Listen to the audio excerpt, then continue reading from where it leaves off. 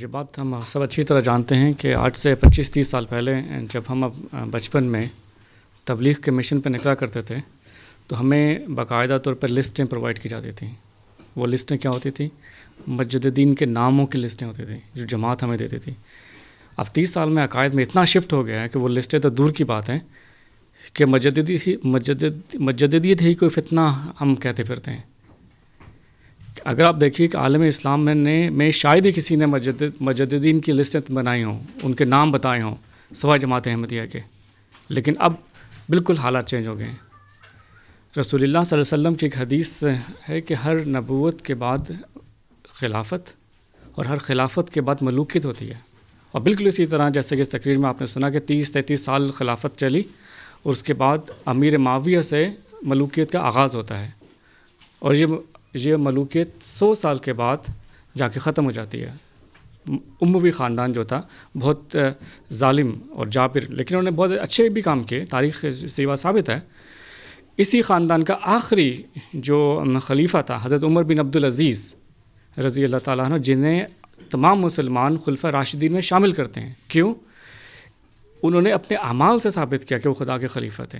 ان سے پہلے جو ان کے آباء و اجداد تھے وہ ظالم جابر بادشاہ تھے، وہ خدا کے نہیں تھے. وہ بھی اپنے کو خدا کے بنائے ہوئے خلیفہ ہی کہتے تھے.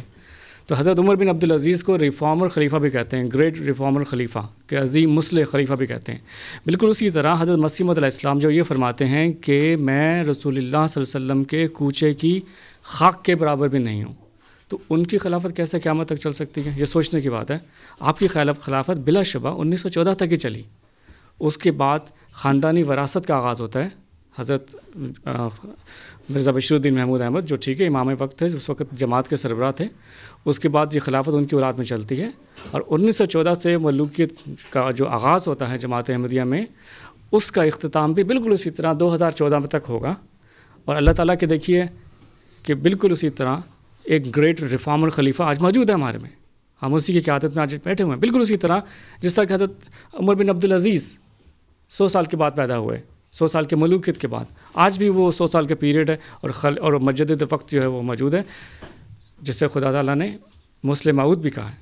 حضرت مرزا صاحب علیہ السلام کی پیشگوئی کے مطابق وہ آئے ہیں. تو ایک اور چیز جو میں یہاں پر پڑھوں گا میرے سامنے ہے، جو مبشر صاحب نے اپنی تقریر میں بھی کہی، تھوڑا سا سمجھانے کے لیے. رسالہ الوصیت میں حضرت مسیح موعود علیہ السلام فرماتے ہیں کہ خدا نے مجھے خبر دی ہے کہ میں تیری جماعت کے لیے تیری ہی ضروریت سے بالکل اسی طرح جس طرح کہ حضرت مسیح موعود علیہ السلام جو تھے رسول پاک صلی اللہ علیہ وسلم کی ضروریت سے تھے. اور ہم اس سے ثابت کرتے ہیں ایک شخص کو قائم کروں گا اور اس کو اپنے قرب اور وحی سے مخصوص کروں گا. یعنی کہ وہ کسی الیکٹورل کالج سے نہیں ہوگا، بلکہ خود خدا تعالیٰ اس کو روح القدس پا کر کھڑا کرے گا اور اس کے ذریعے سے حق ترقی کرے گا اور بہت سے لوگ سچائی کو قبول کریں گے. سو ان دنوں کے منتظر رہو اور تمہیں یاد رہے کہ ہر ایک کی شناخت اس کے وقت میں ہوتی ہے. یہ بہت امپورٹنٹ چیز ہے. اور تمہیں یاد رہے کہ ہر ایک کی شناخت اس کے وقت میں ہوتی ہے اور قبل از وقت ممکن ہے وہ معمولی انسان دکھائی دے. اب خلیفہ ثانی کے اوپر آپ یہ فٹ نہیں کر سکتے، نہ تو وہ قبل از وقت معمولی انسان تھے نہ وہ ہو سکتے ہیں. ایک نبی کا بیٹا معمولی انسان کبھی نہیں ہوتا. قبل از وقت وہ ایک معمولی انسان دکھائی دے اور بعض دھوکہ دینے والے خیالات کی وجہ سے قابل اعتراض ٹھہرے. جیسا کہ قبل از وقت، یہ بہت امپورٹنٹ جملہ ہے، جیسا کہ قبل از وقت ایک کامل انسان یعنی کہ ہم ایک مکمل انسان ہیں. خدا نے ہمیں ایک مکمل انسان بنایا، آنکھیں، ہاتھ، پاؤں، ہم انسان لگتے ہیں. جیسا کہ قبل از وقت ایک کامل انسان بننے والا بھی پیٹ میں، یعنی کہ ماں کے پیٹ میں جب ایک جو ہوتا ہے جس نے ایک مکمل انسان بننا ہے، اور قبل از وقت ایک کامل انسان بننے والا بھی پیٹ میں صرف ایک نطفہ یا علقہ ہوتا ہے. یعنی کہ جب ماں کے پیٹ کے اندر جو نطفہ ہوتا ہے، جو ایک ذرہ ہوتا ہے جس سے بچہ پیدا ہوتا ہے، اس کا ذکر کیا ہے کہ وہ کامل انسان نہیں ہوتا، بلکہ وہ ایک دھوکہ دے سکتا ہے. اسے کامل انسان نہیں کہا جاتا، لیکن وہی نطفہ، وہی معمولی سا ذرہ ایوولو کرتا ہے، اسٹیج ٹو اسٹیج بڑھتا ہے اور ایک کامل انسان میں بن جاتا ہے. تو یہاں بالکل یہ فرمایا کہ جیسا کہ قبل از وقت ایک کامل انسان بننے والا بھی پیٹ میں صرف ایک نطفہ یا علقہ ہوتا ہے. اور یہ بات حضرت مسیح موعود علیہ السلام نے خود نہیں کہی، بلکہ فرمایا خدا نے مجھے خبر دی ہے. آپ دیکھیے کس طرح اس کی تشبیہ ہوئی ہے کہ وہ شخص جس نے آنا ہے وہ ایک بہت معمولی انسان ہوگا، بالکل اسی طرح جس طرح کہ پیٹ کے اندر ایک ماں کے پیٹ میں جو چھوٹا سا نطفہ ہوتا ہے، جیسے سیمن کہتے ہیں، جس سے جو بنتا ہے، جو ایمبریو ہوتا ہے، جس کی فرٹیلائزیشن ہوتی ہے، وہ ایمبریو ایک کامل انسان بن جاتا ہے بعد میں، لیکن اس سے دیکھ کر آپ کچھ اندازہ نہیں لگا سکتے وہ کیا ہوگا۔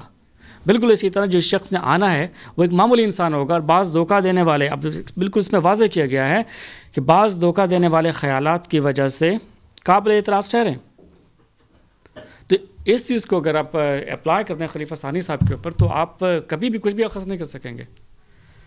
تو آج کے سیشن کا ہم اختتام کرتے ہیں، اس کے بعد اگلا سیشن ہوگا۔